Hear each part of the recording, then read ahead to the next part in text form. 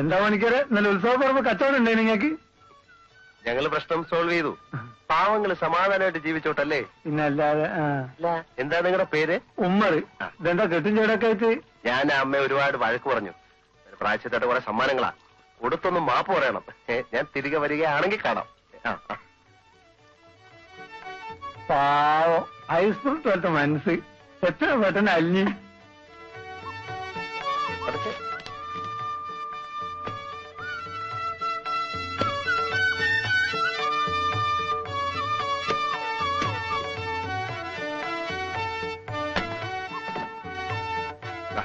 എല്ലാരും കൂടെ എടുത്തോ. 2 രൂപ. അത് മതി, പോ.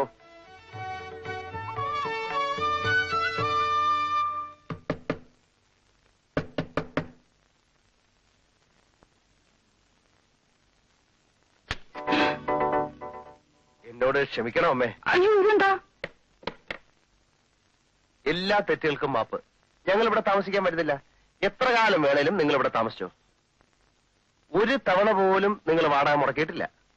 ഈ വീട് ചീത്തയാക്കിയിട്ടില്ല. അങ്ങനെയുള്ള നിങ്ങളോട് ഞാൻ വലിയ ക്രൂരതയാ കാണിച്ചത്. എന്നോട് ക്ഷമിക്കില്ലേ അമ്മേ? എന്താ പണിക്കര് ഇത്? അതിന് പണിക്കര് തെറ്റൊന്നും ചെയ്തില്ലല്ലോ. വാടകക്കാര് വീട്ടിൽ നിറങ്ങാതിരുന്ന ആർക്കും ദേഷ്യം തോന്നും. ഈ പറഞ്ഞത് അമ്മയുടെ വലിയ മനസ്സ്. ഞാൻ ചെയ്ത തെറ്റിന് നല്ല ഒന്നാന്തര ശിക്ഷ എനിക്ക് കിട്ടുകയും ചെയ്തു. സിറ്റിയിൽ ഞാൻ താമസിച്ചിരുന്ന ലോഡ്ജില് മുറി വെച്ചിരുന്ന 6000 രൂപ കട്ടുകൊണ്ടുപോയി. എനിക്കത് കിട്ടണം. 6000 രൂപയോ? 6000 രൂപ. ആ നിമിഷം ഞാൻ ആ ലോഡ്ജിൽ നിന്ന് ഇറങ്ങി. എന്തിനാ ലോഡ്ജിൽ താമസിച്ച? അത് ഈ ചില്ലറ കോൺട്രാക്ട് വർക്കുണ്ടേ, ബില്ല് മാറി കിട്ടണം. എഞ്ചിനീയർ ഓഫീസിൽ ദിവസവും പോണം.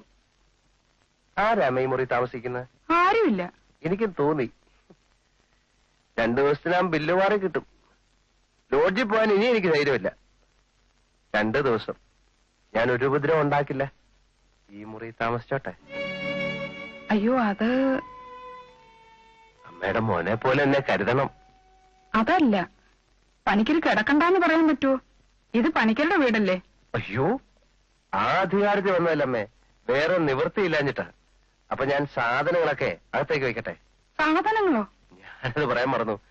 ഞാനൊരു പ്രത്യേക സ്വഭാവക്കാരനാ. ലോഡ്ജിലായാലും വീട്ടിലായാലും ഞാൻ എന്റെ സ്വന്തം കട്ടിലേ കിടക്കൂ. മറ്റുള്ളവരുണ്ടാക്കിയ ഒരു തരി ഭക്ഷണം പോലും ഞാൻ കഴിക്കില്ല. അതുകൊണ്ട് എല്ലാവിധ സജ്ജീകരണങ്ങളും ഞാൻ കൂടെ കൊണ്ട് നടക്കും. എന്നെ അകത്തേക്ക് വെക്കട്ടെ? ഈ പെട്ടിയെന്ന് വിളിച്ചേ.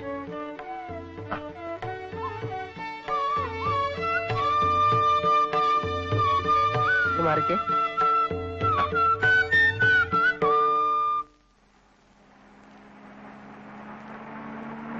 ഹലോ,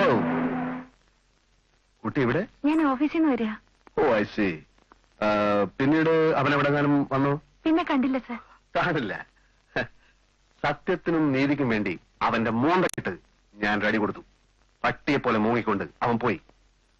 പക്ഷേ അവനാള് സ്വല്പം പെശക. ഇനി എപ്പോഴെങ്കിലും ശല്യപ്പെടുത്താൻ വന്നാൽ കുട്ടി നേരെ എന്റെ അടുത്തേക്ക് വന്നേ. It's my duty. പിന്നെ ഞാൻ നമ്മുടെ ആ പഴയ സുകുമാരക്കുറുപ്പിനെ പിടിക്കാൻ വേണ്ടി ഹുബ്ലിയിലേക്ക് പോവുകയാണ്. അയാൾ അവിടെ ഉണ്ടോ? സൂചനയുണ്ട്. ഇത്തവണ സുകുമാരക്കുറുപ്പിന് എന്റെ കയ്യിൽ നിന്ന് രക്ഷപ്പെടാൻ പറ്റും എന്ന് എനിക്ക് തോന്നുന്നില്ല. തിരിച്ചു വന്നിട്ട് നമുക്ക് വീണ്ടും കാണാം. ഓക്കെ? Okay sir. മീര,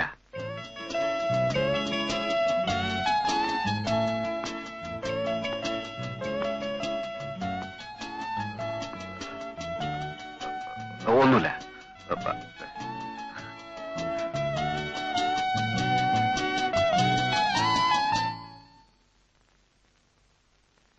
ചേച്ചി, ലാൻഡ്ലോഡ് ആ പണിക്കലുണ്ടല്ലോ, അയാൾ പെട്ടി കിടക്കാൻ എല്ലായിടത്തും വന്നിരിക്കുക. എന്തിന്? അയാൾ നമ്മുടെ വീട്ടിൽ താമസിക്കാൻ പോത്രേ.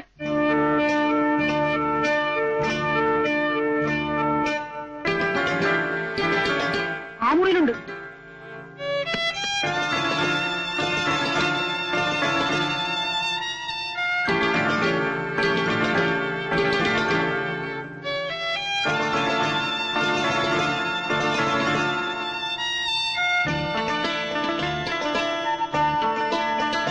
എവിടെ? പുറത്തു പോയിട്ടില്ല. അമ്മേ, ദേശ അരികയാണ്. അരിക്കൊക്കെ ഇപ്പൊ എന്താ വില?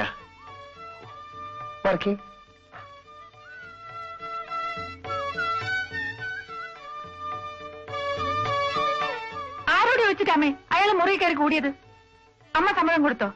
അത് അയാൾ 2 ദിവസം കഴിഞ്ഞ് പോവും. 2 ദിവസമല്ല, 2 നിമിഷം പോലും അയാൾ ഇവിടെ നിൽക്കാൻ പാടില്ല. നമുക്ക് എതിര് പറയാൻ പറ്റുമോ മോളെ? ഇത് അയാളുടെ വീടല്ലേ? അല്ല, നമ്മൾ വാടക കൊടുക്കുന്ന കാലം വരെ ഇത് നമ്മുടെ വീടാ.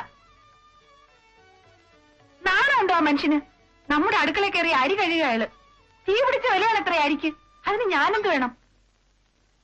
ഇപ്പൊ തന്നെ ഇവിടുന്ന് ഇറങ്ങണമെന്ന് അമ്മയൊന്ന് പറയൂ. 2 ദിവസത്തെ കല്യാണം മോളെ.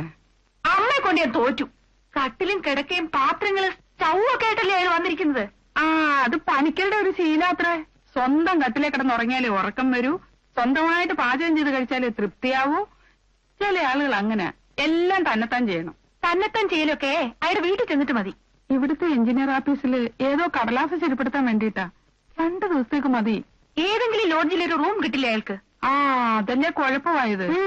ലോഡ്ജ് മുറിയിൽ ഏതോ കള്ളന്മാര് 6000 രൂപ കട്ടോണ്ട് പോയത്രേ. പാവം പണിക്കര്. ഒക്കെ നുണയാണമ്മേ. അയാളുടെ രൂപ വെക്കാൻ അയാളേക്കാൾ വലിയ കള്ളൻ ഈ ലോകത്തുണ്ടായിട്ട് വേണ്ടേ? അയാളോട് ഇറങ്ങിപ്പോ അമ്മ എന്ന് പറയുന്നുണ്ടോ?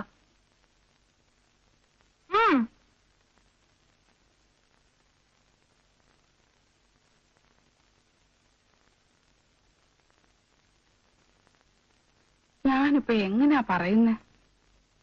വിളക്ക് കത്തിച്ചിട്ട് പറയാം.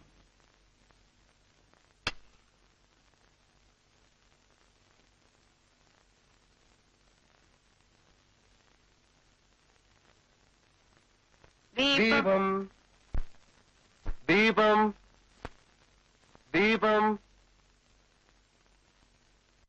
ദീപം ദീപം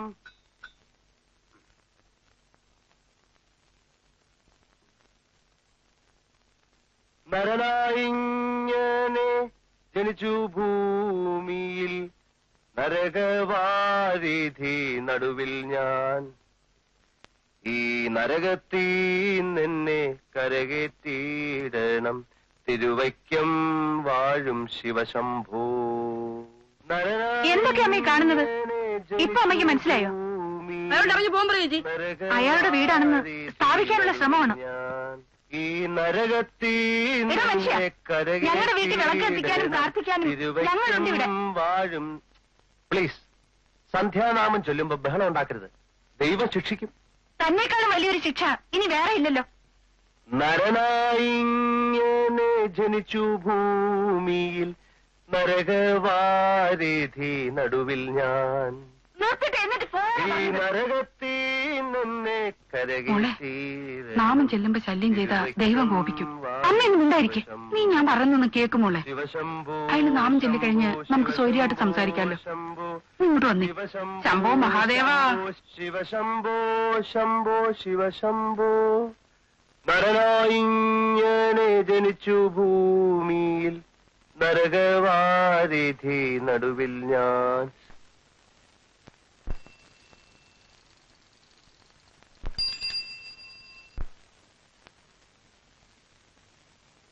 ആവാട്ടപ്രായത്തിൽ നിന്ന് ഞാൻ കണ്ടപ്പോൾ താമരമുട്ടായിരുന്നു നീ. നല്ല തടി മുടിഞ്ഞ തീറ്റയായിരിക്കും. നോക്കല്ലേ, ഞാനങ്ങ് ദഹിച്ചു പോവും.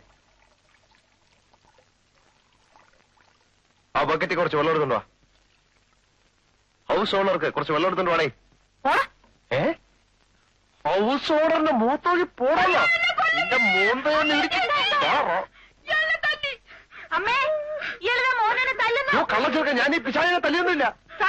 അപ്പുറത്തായി കാണിച്ചു തരാൻ തനിക്ക്. മോർണിംഗ് വാ.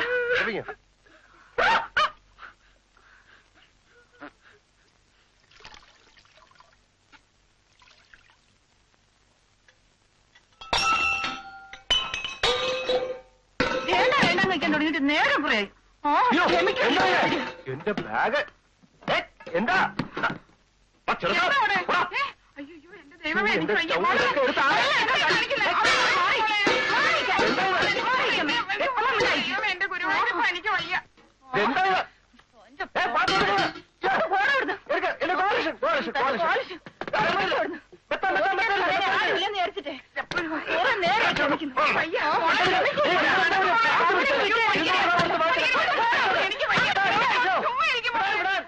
എന്താണ്ട് നിങ്ങൾ അങ്ങോട്ട് പോവണ്ട.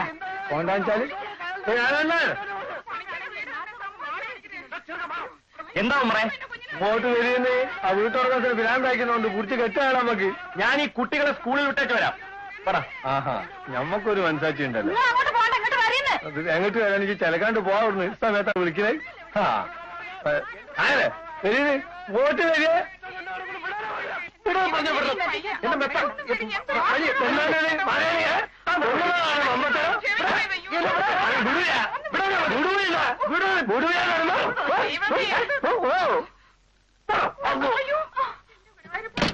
അല്ല നമ്മൾ അയലക്കാരും മഹാചെത്തകളാണ്.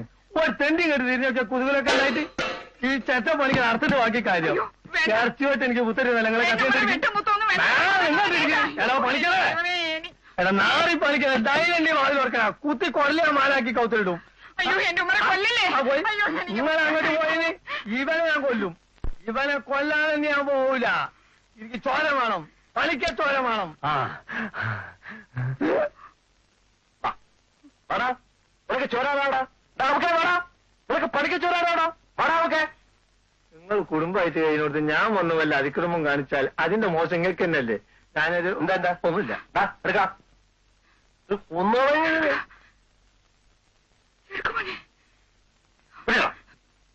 എന്തായി? എന്തെങ്കിലും ആയിക്കോട്ടെ. നമ്മളെന്തിന് വേണ്ടാത്തതിൽ തലയിടാൻ പോകുന്നതെന്നാണ് ഞാൻ ഇപ്പോൾ ആലോചിച്ചു കൊണ്ടിരിക്കുന്നത്. എന്താണ് അവിടെ ഒരു ബഹളം? ആഹാ ഒളിച്ചിക്കണില്ലേ. അയാൾ നമ്മൾ വിചാരിച്ച ഒരു കച്ചവടക്കാരനല്ല. It's very nice fellow. അയാളോട് അയാളെ വീട്ടിൽ താമസിക്കേണ്ടെന്ന് ഞമ്മക്ക് പറയാൻ പറ്റുമോ? എന്തിനൊരു ന്യായം വേണ്ടേ? അല്ലെങ്കിലും ഈ പെണ്ണിന് ഈയിടായിട്ട് കുറച്ച് അഹങ്കാരം കൂടുതലില്ലേ? അഹങ്കാരോ? ആ ഉണ്ടോ? ഉണ്ട്. ഇവ